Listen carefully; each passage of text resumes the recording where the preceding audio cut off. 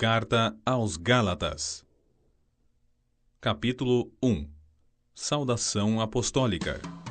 Paulo apóstolo, não da parte de homens, nem por intermédio de qualquer ser humano, mas por Jesus Cristo e por Deus Pai, que o ressuscitou dos mortos, e todos os irmãos que estão em minha companhia, às igrejas da Galácia.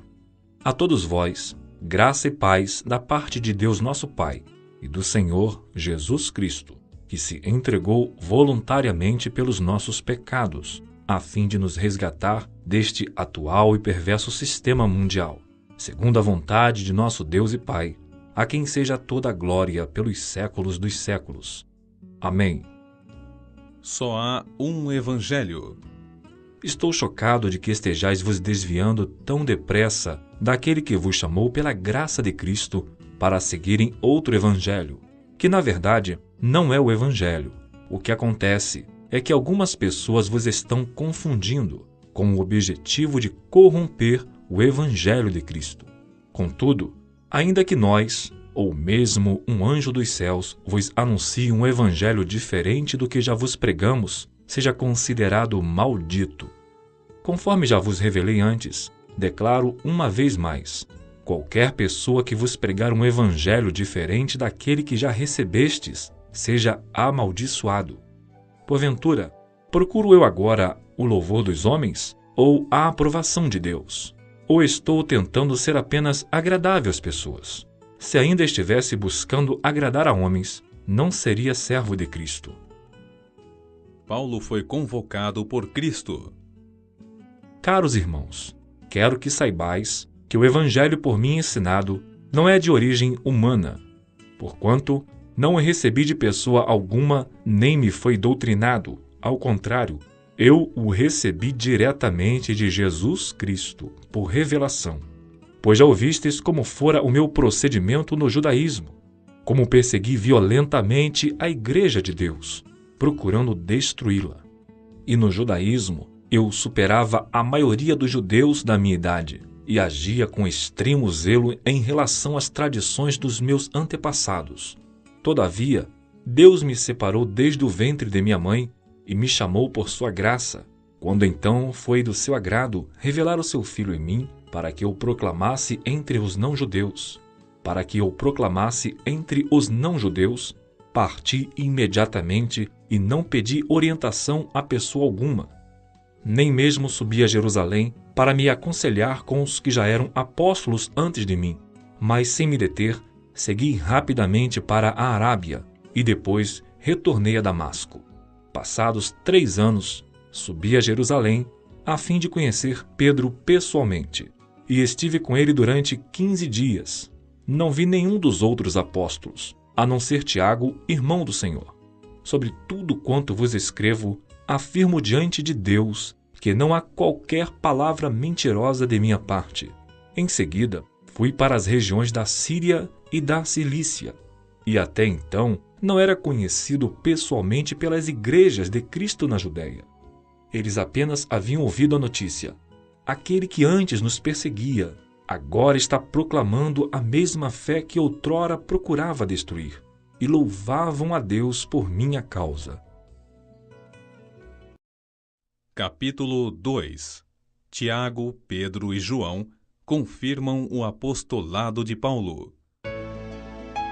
Passados 14 anos, subi uma vez mais a Jerusalém, e nessa ocasião, em companhia de Barnabé e levando também Tito comigo, rumei para lá por causa de uma revelação e apresentei diante deles o evangelho que ensino entre os gentios, fazendo-o, no entanto, em particular aos que pareciam mais influentes, para que de algum modo não corresse ou não houvesse me esforçado inutilmente. Mas nem mesmo Tito, que estava em minha companhia, foi obrigado a circuncidar-se, muito embora fosse grego. Essa questão foi suscitada devido ao fato de alguns falsos irmãos judeus terem se infiltrado em nosso meio com o propósito de espionar a liberdade que temos em Cristo Jesus e nos reduzir à condição de escravos. Contudo, nem por um momento cedemos ou nos submetemos a eles para que a verdade do Evangelho permanecesse convosco. E aqueles que pareciam ser influentes, ainda que o tenham sido no passado, isso não faz diferença para mim, pois Deus não julga segundo as aparências humanas. Esses que pareciam ser muito importantes, nada me acrescentaram. Ao contrário, reconheceram que a mim havia sido confiada a proclamação do Evangelho aos incircuncisos, assim como a Pedro aos circuncisos. Porquanto Deus, que operou por meio de Pedro como apóstolo aos judeus, da mesma forma operou por meu intermédio para o apostolado aos gentios. E quando reconheceram a graça que me havia sido outorgada, Tiago, Pedro e João, respeitados como sustentáculos, estenderam a mão direita a mim e a Barnabé em sinal de comunhão fraternal. E concordemente ficou estabelecido que nós buscaríamos os não-judeus e eles os circuncisos. E nos recomendaram apenas que não nos esquecêssemos dos pobres, o que também tenho me esforçado por fazer. Paulo cobra coerência a Pedro. Quando, porém, Pedro chegou a Antioquia, eu o enfrentei face a face por causa da sua atitude reprovável. Porque antes de chegarem alguns da parte de Tiago, ele fazia suas refeições na companhia dos gentios. Todavia, quando eles chegaram, Pedro foi se afastando até se apartar dos incircuncisos, apenas por temor aos que defendiam a circuncisão. E os outros judeus, de igual modo, se uniram a ele nessa atitude hipócrita, de modo que até mesmo Barnabé se deixou influenciar. Contudo, assim que percebi que não estavam se portando de acordo com a verdade do Evangelho, repreendi a Pedro diante de todos. Se tu, sendo judeu, vives como os gentios, e não conforme à tradição judaica, por que obrigas os gentios a viver como judeus? Nós, judeus de nascimento, e não pecadores como os gentios, estamos plenamente conscientes, entretanto, que o ser humano não pode ser justificado pela prática da lei, mas somente por meio da fé em Jesus Cristo. Sendo assim, nós também viemos a crer em Cristo Jesus, a fim de sermos justificados pela fé em Cristo, e de forma alguma pela prática da lei. Porquanto, é certo que por praticar a lei, ninguém será capaz de ser justificado. Contudo, se buscando ser justificados em Cristo, descobrirmos que nós mesmos somos pecadores, será Cristo então ministro do pecado? De forma alguma. Ora, se procuro reconstruir aquilo que já destruí, provo que sou transgressor. Pois, por intermédio da lei, eu morri para a própria lei, com o propósito de viver tão somente para Deus. Fui crucificado juntamente com Cristo, e desse modo, já não sou eu quem vive, mas Cristo vive em mim. E essa nova vida que agora vivo no corpo, vivo-a exclusivamente pela fé no Filho de Deus, que amou e se sacrificou por mim. Não torno inútil a graça de Deus, porquanto, se a justiça pudesse ser estabelecida pela lei, então Cristo teria morrido em vão. Capítulo 3. A fé em Cristo supera a lei. Ó Gálatas insensatos, quem vos enfeitiçou? Ora, não foi diante dos vossos olhos que Jesus Cristo foi exposto como crucificado? Quero tão somente que me respondais. Foi por intermédio da prática da lei que recebestes o Espírito Santo ou pela fé naquilo que ouvistes? Estais tão enlouquecidos assim, a ponto de, tendo começado pelo Espírito de Deus, estar desejando agora vos aperfeiçoar por meio de mero esforço humano? É possível que vos tenha sido inútil sofrer tudo o que sofrestes, se é que isso foi por nada. Aquele que vos dá o seu Espírito e que realiza milagres entre vós, será que assim procede pelas obras da lei ou por meio da fé com a qual recebestes a palavra? Considerai, pois, o exemplo de Abraão. Ele creu em Deus e isso lhe foi creditado como justiça. Estejais certos, portanto, de que os que são da fé, precisamente estes é que são filhos de Abraão. E a Escritura, prevendo que Deus iria justificar os não-judeus pela fé, anunciou com antecedência as boas novas a Abraão, Por teu intermédio, todas as nações serão abençoadas. Desse modo, os que são da fé são abençoados juntamente com Abraão, homem que realmente creu. Pois todos os que são das obras da lei estão debaixo de maldição, porquanto está escrito: maldito todo aquele que não persiste em praticar todos os mandamentos escritos no livro da lei. É, portanto, evidente que diante de Deus ninguém é capaz de ser justificado pela lei, pois o justo viverá pela fé. A lei não é fundamentada na fé. Ao contrário, quem praticar esses mandamentos, por eles viverá. Foi Cristo quem nos redimiu da maldição da lei quando a si próprio se tornou maldição em nosso lugar, pois como está escrito: maldito todo aquele que for pendurado no madeiro. Isso aconteceu para que a bênção de Abraão chegasse também aos gentios, em Jesus Cristo, a fim de que recebêssemos a promessa do Espírito Santo pela fé. A lei e a graça da promessa. Caros irmãos, eu vos falarei em termos simplesmente humanos. Assim, mesmo considerando que um testamento seja feito por mãos humanas, ninguém o poderá anular depois de haver sido ratificado, nem ao menos lhe acrescentar algo. Desse mesmo modo, as promessas foram feitas a Abraão e ao seu descendente. A Escritura não declara "e aos seus descendentes", como se referindo a muitos, mas exclusivamente ao seu descendente, transmitindo a informação de que se trata de uma só pessoa, isto é, Cristo.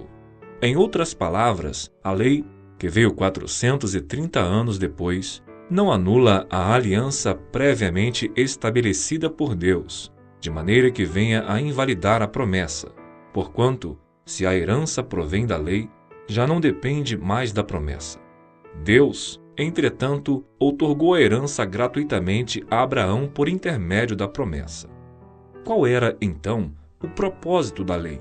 Ora, a lei foi acrescentada por causa das transgressões, até que viesse o descendente a quem se referia a promessa, e foi promulgada por meio de anjos, pela mão de um mediador.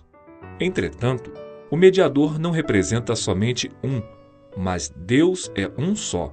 Sendo assim, pode a lei ser contrária às promessas de Deus? De forma alguma. Pois, se tivesse sido outorgada uma lei que pudesse conceder vida, com toda a certeza a justiça resultaria da lei. Contudo, a Escritura colocou tudo debaixo do pecado, para que a promessa fosse concedida aos que creem por meio da fé em Jesus Cristo. Antes que essa fé chegasse, estávamos sob a custódia da lei, nela aprisionados, até que a fé que haveria de vir fosse revelada. Desse modo, a lei se tornou nosso tutor a fim de nos conduzir a Cristo, para que por intermédio da fé fôssemos justificados. Agora, no entanto, havendo chegado à fé, já não estamos mais sujeitos a esse tutor. Filhos de Deus mediante Cristo. Porquanto todos vós sois filhos de Deus por meio da fé que tendes em Cristo Jesus. Pois todos quantos em Cristo fostes batizados, de Cristo vos revestistes. Não há judeu nem grego, escravo ou livre, homem ou mulher, porque todos vós sois um em Cristo Jesus. E se sois de Cristo, então sois descendência de Abraão e plenos herdeiros de acordo com a promessa.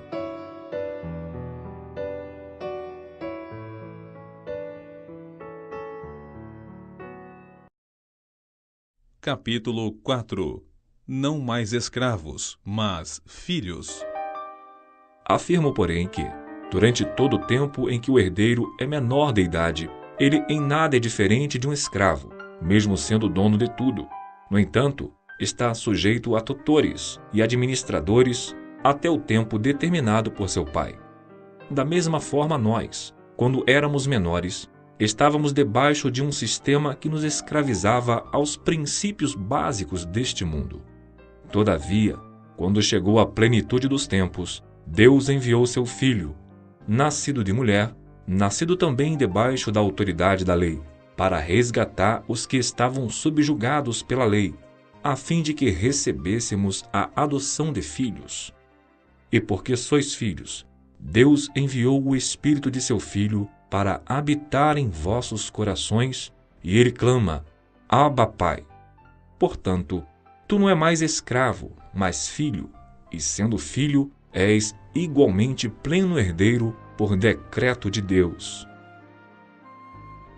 Zelo por uma doutrina sadia. No passado, quando não conhecieis a Deus, eres escravos daqueles que, por natureza, não são deuses.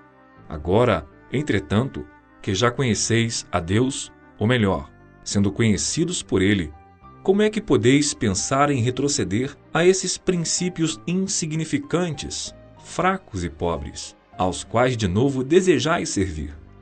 Guardais dias, meses, tempos e anos. Temo que eu talvez tenha ministrado inutilmente para convosco.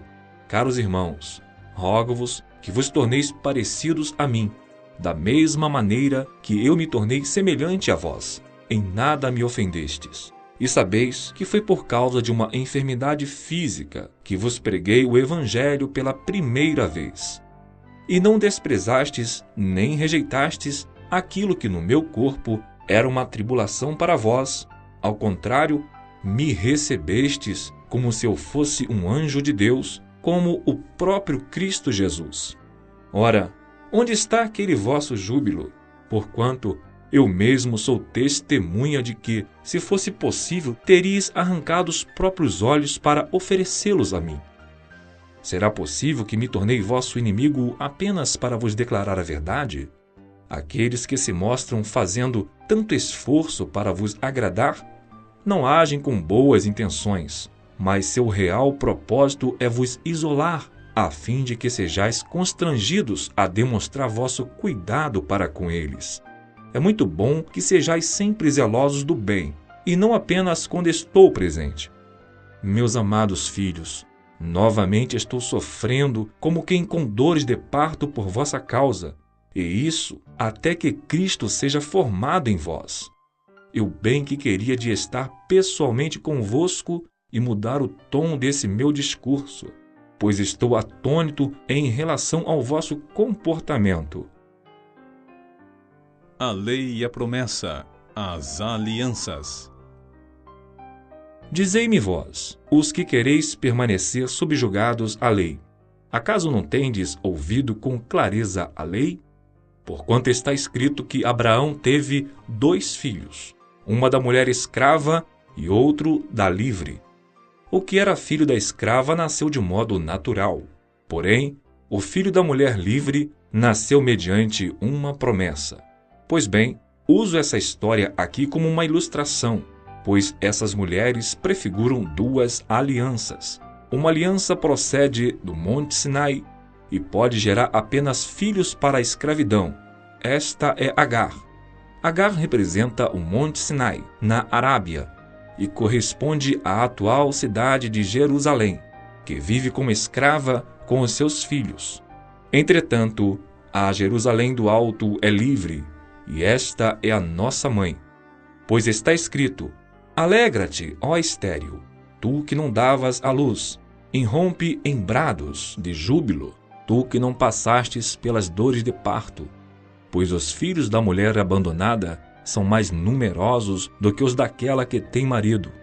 Assim vós, irmãos, sois filhos da promessa à semelhança de Isaque. No entanto, assim como naquele tempo, o que nasceu de modo natural perseguia o que nasceu segundo o Espírito, assim também acontece nos dias de hoje. Contudo, o que nos revela a Escritura?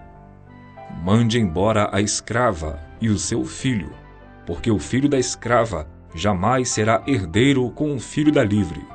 Portanto, amados irmãos, não somos filhos da escrava, mas sim filhos da liberdade.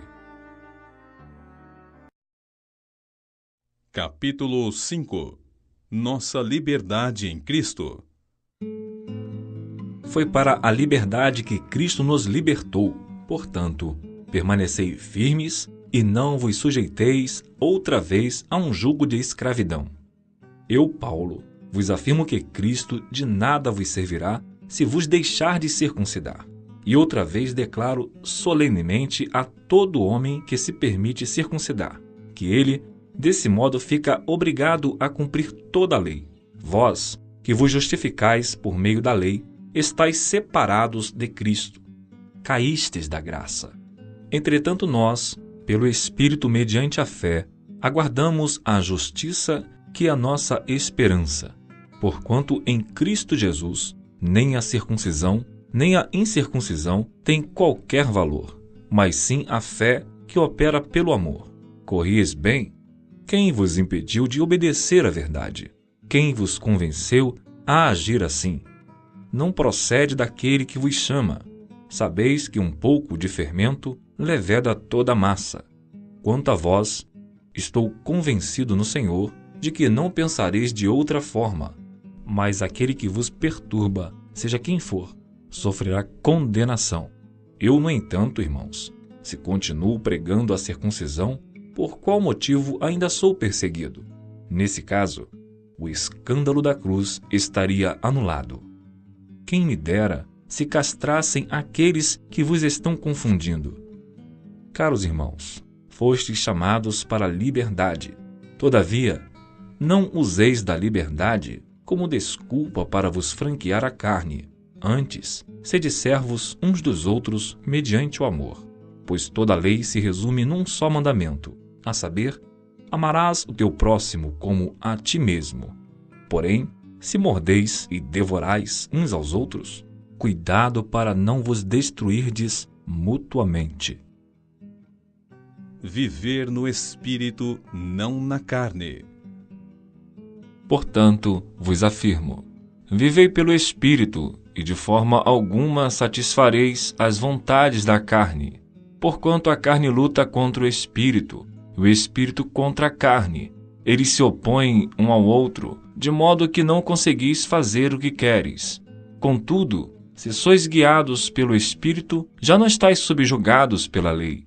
Ora, as obras da carne são manifestas: imoralidade sexual, impureza e libertinagem, idolatrias e feitiçarias, ódio, discórdia, ciúmes, ira, egoísmo, dissensões, facções e inveja, embriaguez, orgias e tudo quanto se pareça com essas perversidades, contra as quais vos advirto, como já vos preveni antes. Os que as praticam não herdarão o reino de Deus. Entretanto, o fruto do Espírito é amor, alegria, paz, paciência, benignidade, bondade, fidelidade, mansidão e domínio próprio. Contra essas virtudes não há lei. Os que pertencem a Cristo Jesus crucificaram a carne, com as suas paixões e os seus desejos. Se vivemos pelo Espírito, andemos de igual modo sob a direção do Espírito. Não nos tornemos arrogantes, provocando-nos uns aos outros e tendo inveja uns dos outros.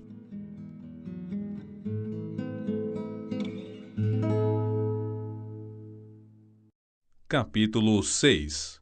A mutualidade cristã. Irmãos, se alguém for surpreendido em algum pecado, vós que sois espirituais, deveis restaurar essa pessoa com espírito de humildade. Todavia, cuida de ti mesmo, para que não sejais igualmente tentado. Levais as cargas pesadas uns dos outros, e assim estareis cumprindo a lei de Cristo. Pois, se alguém se considera importante, não sendo nada, engana a si mesmo. Mas cada indivíduo avalie suas próprias atitudes, e então saberá como orgulhar-se de si mesmo, sem viver se comparando com outras pessoas. Portanto, cada um deve levar seu próprio fardo. Colhemos aquilo que semeamos. O que está sendo orientado na palavra deve compartilhar tudo o que possui de bom com aquele que o instrui. Não vos enganeis, Deus não se permite zombar. Portanto, tudo que o ser humano semear, isso também colherá. Pois quem semeia para a sua carne, da carne colherá ruína. mas quem semeia para o Espírito, do Espírito colherá a vida eterna. E não nos desfaleçamos de fazer o bem, pois, se não desistirmos, colheremos no tempo certo. Sendo assim, enquanto temos oportunidade, façamos o bem a todos, principalmente aos da família da fé. A nova criação supera a lei. Vede com que grandes letras vos escrevo de próprio punho. Aqueles que aspiram ostentação exterior, vos obrigando a fazer a circuncisão, agem dessa maneira somente para não serem perseguidos por causa da cruz de Cristo. Ora, nem mesmo os que são circuncidados conseguem cumprir a lei. Contudo, desejam que vós sejais circuncidados, para se orgulharem do ritual que impingiram ao vosso corpo. Quanto a mim, no entanto, que eu jamais venha a me orgulhar, a não ser na cruz de nosso Senhor Jesus Cristo, por intermédio da qual o mundo já foi crucificado para mim e eu para o mundo. Não há, de fato, o menor valor em ser ou não ser circuncidado.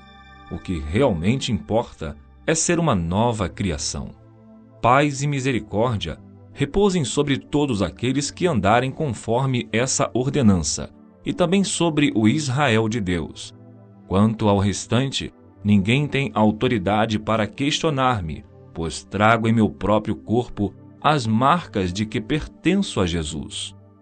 Bênção apostólica final. Amados irmãos, que a graça de nosso Senhor Jesus Cristo esteja com vosso espírito. Amém.